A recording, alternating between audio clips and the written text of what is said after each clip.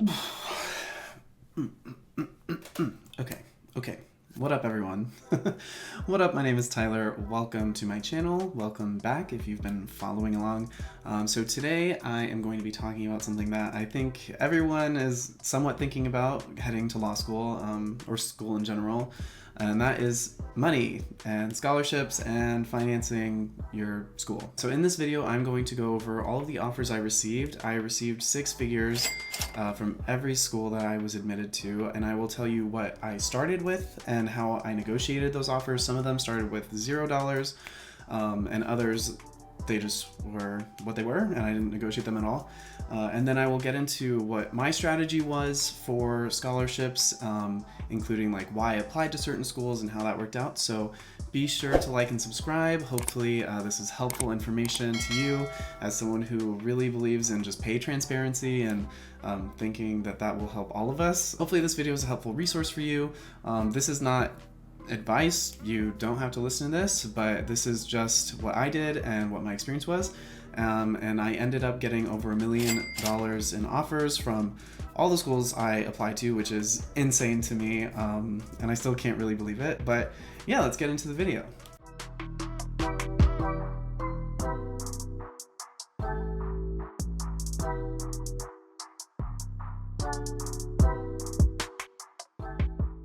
Okay, so to start, I am just going to go from like the lowest ranked school that I got into to the highest ranked school and go into my scholarship offers. So we're going to start with Washington University in St. Louis. They offered me a full Dean's Tuition Scholarship, which I think people price at around $210K. I'm not really sure, but it would cover all of my tuition for the 3 years I was there, as long as I was in good standing or whatever. So I didn't negotiate that one at all. I didn't submit any additional materials for that. That was just based off my application. And I will say that school I think is known for giving some more scholarships, so it was great. Oh, and it was by far the highest scholarship I received. So next up, we are gonna go to UCLA. So UCLA originally offered me $120K. That was just a Dean's Scholarship, no additional applications. I did apply for a full ride fellowship, which I was not selected for. And then I was eventually able to negotiate that up to $135K in scholarship. For Georgetown, I was offered $135K originally, and was able to negotiate that up to $165K, which I was super stoked about because Washington, D.C. is so expensive and Georgetown tuition is pretty expensive as well. Northwestern offered me $180K, so that was without any other things beyond my application. I didn't negotiate that at all, which I think was one of the most generous offers within the T14 I received just off the bat, so that was insane. And also very helpful in negotiating with other schools. Cornell, I did apply for a full ride scholarship. I didn't receive it, but I did receive $165K in scholarship from Cornell, which was insane. Like I said, this one was not a separate application. The $165K was just based off my application materials. Berkeley, so Berkeley, I feel like is notorious for like, it's hard to get scholarship there. So I was really grateful. They offered me $74K off the bat, and I was able to negotiate that up to $105K. UPenn, originally they didn't offer me anything. I received a notice that I didn't qualify for need-based aid, which I was like, okay, like, because I'm financing law school myself. I'll be 28, so I don't hit that 29 deadline, which it's really weird when you get into like having to report your parents' income and all this stuff. It is different for each school and how they use it in their algorithm. And then they invited me to apply for a Dean's Scholarship, which could be up to, I think, $130,000, and I was an alternate. So, so ultimately no money because I wouldn't receive that Dean's Scholarship unless someone else declined it. But I called financial aid and was able to negotiate up to $133.5K. I will say it was originally a little lower, and near the end of my process, I was kind of like putting two schools against each other to try and create a little bidding war, which we'll get into shortly with what my strategy was. And finally, Columbia, they originally didn't offer me anything. They do Butler and Hamilton scholarships upon acceptance, which I did not receive. And then I was able to negotiate up to $105K with other offers. Okay, so ultimately, if you add all that up, it's just under $1.2 million in scholarship offers, which is really nuts to me. It seems like a lot of money, but keep in mind that it's from all different schools, so it's not like I would have received all of that money, but yeah, I feel like my process was very successful. And as someone who kind of works in a field where I negotiate rates, I really wanted to advocate for myself. And so we will get into what my strategy was right now. So to start, I want to say every school has a different negotiation process, and some are very specific. So be sure you're clear on what the process is for your school. Some have forms you need to fill out, some will only let you negotiate once. So those are just things to keep in mind. And in general, I will say, if you've seen my admissions video last year, you know that I was waitlisted everywhere from Fordham to UChicago. So I wasn't super sure what a target school would be for me. But after improving my LSAT, I essentially blanketed the T14 and then a few safeties, which is why WashU is in there, and some other schools. But for me, the reason I blanketed was because I knew it would be worth it to spend the money to pay for the application fee if a school, like Northwestern, gave me extra money that I could then use to negotiate somewhere else. So I paid the extra $100 to $120, $80 to $100, whatever it is, for that application fee, knowing that if the scholarship came in and it was even $1,000 more than another school, it would be worth the investment. What up, everyone? So editing Tyler here. It is months, maybe just 1 month in the future from when I recorded this, but I'm in New York. The background is different, so we moved, which honestly was the craziest process of my life. So keep an eye out for that vlog if I recorded any of it, because for me it just felt kind of traumatic. Now it feels very good, but moving across the country is very stressful. But there's one thing I feel like I didn't touch on in my experience or whatever for this application strategy. I fully understand that it is such an expensive process and some people can't afford to pay those fees. So if you are using fee waivers or do qualify for those, I would highly suggest you do that because I know I've been working for a few years. I have some savings and a nest egg or whatever they call it, knowing that I would be making this investment. So I totally understand that's a place of privilege and just something I had. And yeah, so I fully am aware of that, but if you can use fee waivers or other things to save money, I highly recommend them. Try and do them as early as possible because sometimes the approval does take some time. But look into LSAC fee waivers if that is something that you qualify for. So back to the video. Obviously for me, I was able to negotiate up anywhere from $50 to $30 to $100,000 of extra scholarship that I wouldn't have received without those other offers. So as someone who is pretty debt averse and is financing everything on their own, it was just something that I knew I would have to deal with. And it's an unfortunate part of how the law school system works. I haven't heard other grad programs that are so open to negotiating and almost expect you to do it.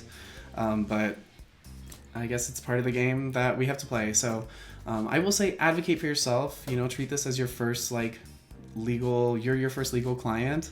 You want to get the best deal you can. And it's also I think these schools do expect it to some extent. So overall, like I said, my strategy was to blanket schools and use offers at various schools to negotiate. I will say I used Northwestern at a good amount of schools with that $180K. A lot of people ask, do you negotiate up or down? I think it's always ideal if you have an offer from a higher ranked school to use it at your lower ranked schools, just because it does create more leverage. I will say I was successful in using lower ranked schools, whatever. I still see them as peer institutions. It's a little hard to know what a school considers a peer institution, but for me, it was you have your top three, which they don't even do really scholarships. It's all need-based aid. And then anywhere after that, from 4 to 10, I was peer, and then 10 to 14, but there was a lot of flexibility for me in that. I used my Cornell offer, that $165K, to negotiate at Berkeley, and that ultimately gave me an extra $30,000 of scholarship. It's definitely doable. I would say always shoot your shot. You don't know what your scholarship offers are going to be, so sometimes you just have to work with the deck you're dealt and the cards you're dealt. I would say for me, beyond my strategy, some things that I learned in this process is that I had a very clear story. I was always honest, always respectful with admissions or financial aid or whoever it is you're talking to. I think it's super important to just be respectful and to be honest. You don't have to go around lying to schools saying, you're my number one institution, I'll absolutely deposit if you give me an increase, if that's not true. I was always just very clear on I was financing my own education. Finances would be a very big deciding factor for me. I would point out specific things about the program that I love. And then I would always end the email in my negotiations with a clear ask, you know, so what am I asking for exactly?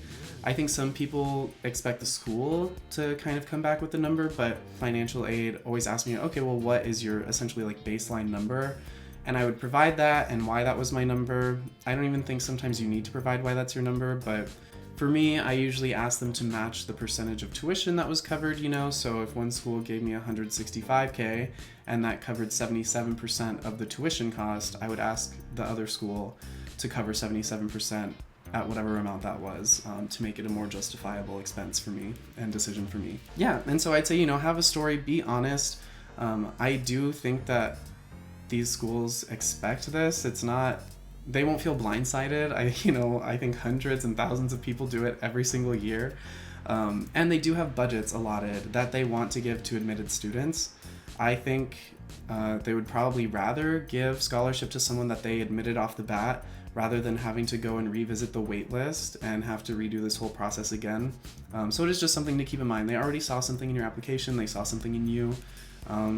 Yeah, and so don't be hesitant to advocate for yourself. That is a really big thing I think I learned too, you know, advocate for yourself. I think there's so many people who get this imposter syndrome or they feel really nervous, which is super fair. A lot of us have not done this before. I luckily feel comfortable doing things like this because of my job.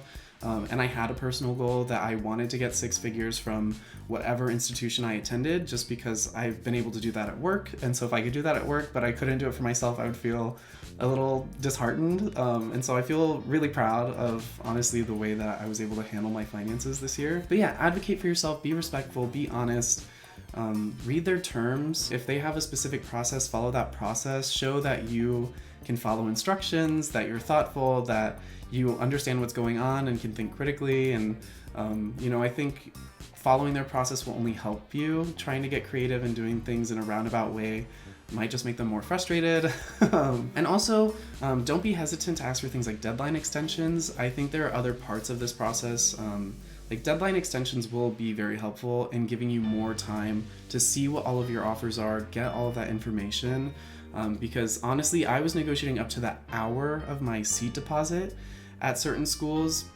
It was insane. I wouldn't say I don't recommend it. I'm really happy with how I handled everything, and like I know at the end of the day I did the most I could for my scholarships. But I'm just saying, like, time is also a really, really big asset. So the more time you have and can get from these schools, to just figure out what your cards are and what information you have and what your options are is super important. You know, this is a big decision. This is something I will say I have found, I won't say it's a tip, but I have personally found calling financial aid or calling admissions is a much more calling financial aid and calling admissions was a much more successful tactic for me. They get so many emails, and so what I would do is I would lay out an email, right, very clearly. Like I said, it included my story, it included the context, like, oh, these other schools sent me these offers attached. It would include, finances are a really big part of my decision. This is my ask from X university, because it is, one of my top programs because of X, Y, and Z. Thank you so much, and I look forward to hearing back from you, like that type of stuff. So I would include that all in an email, send it along, call them like a minute later. Especially if I was in a time crunch, I would call the Office of Financial Aid or Admissions, whoever runs those scholarships, and say, hey, I just sent an email. My name is so-and-so. I'm trying to get in touch because I have some tight deadlines, which I totally understand. It might not be your policy to match or whatever, but finances are a big part of this. So I would love to escalate this to whoever needs to see it so it can get reviewed within my deadlines if possible. So just being really nice, understanding that these are people on the other side of the phone. They want to help you, and they are the only people who really can help you as you advocate for yourself. So you want them to like you, and I think you just want to show what your character is. Some people play hard and fast, whatever. If that's your personality type, that's totally fine too. I don't know, just like being persistent but still being kind was great for me. And I know people are gonna say, like, I don't want to call them, can I just email them? You can just email them. You just might not get a quick response, or you might honestly be hedged out by people who are on the phone, right? There's people who aren't scared to dial up financial aid or dial up admissions, and they have set budgets. You know, so if those people on the phone are getting money and then the money is gone by the time they get to your emails, it's just something to keep in mind. And it doesn't need to be scary.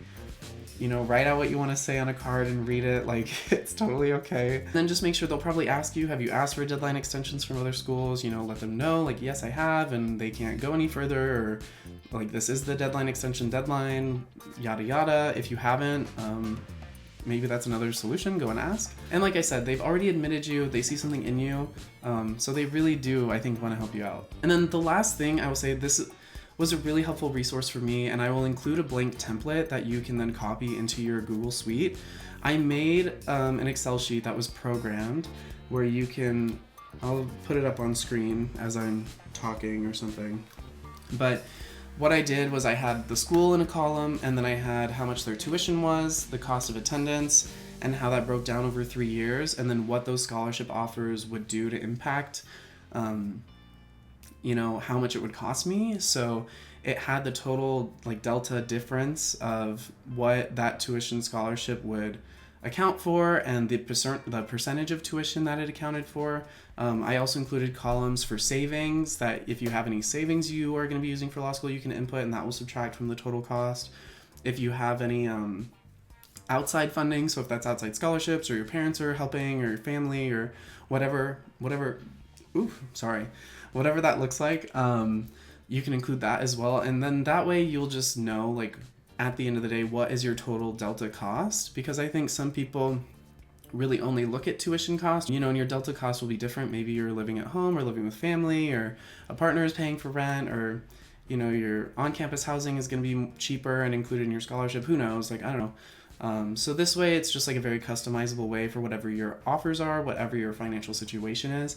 And it's pre-programmed, so, you know, it's very simple programming. It's just like, you can plug in how much the tuition is, and I'll put an example as the first line, so when you copy it, you know what's going on. But you can put how much the tuition is, it'll multiply it by 3 to get the total cost of tuition. You can put how much the total cost of attendance is, it'll multiply it by 3 to get the total cost of attendance. And then any other finances that you have funding will subtract it from your total costs, and you'll be able to see that.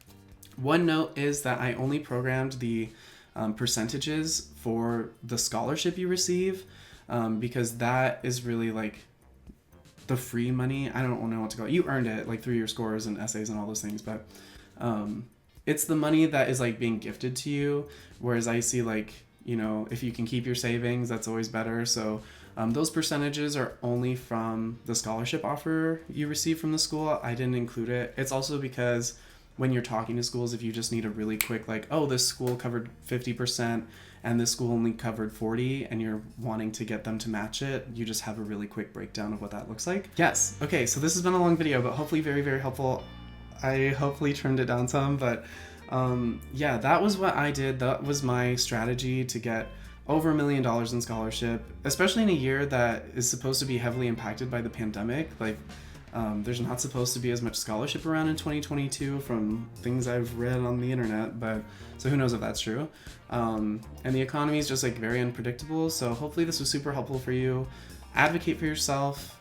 You got this. Like, it is totally okay. You will be fine. I know it can be very gut-wrenching and stressful, and that is okay. Just breathe through it. And, you know, like, you know, it doesn't hurt to ask, you know, like, it really doesn't hurt. I didn't think Berkeley would give me more money, and it would have ended up saving me $30,000. Like, that is a substantial amount of money that I then do not have to pay off post-grad. So it's part of the game.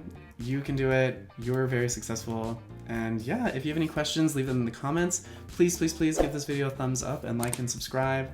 It's been super fun to post this content, and I'm so excited to post like the moving vlog and going to New York and law school classes and all that type of stuff. So just crazy.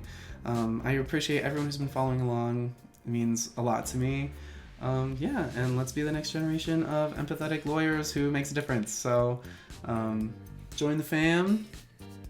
DM me if you have questions. I don't know. And just have a good day, and hopefully you get lots of money, you know. So I'll see you in the next video. Bye.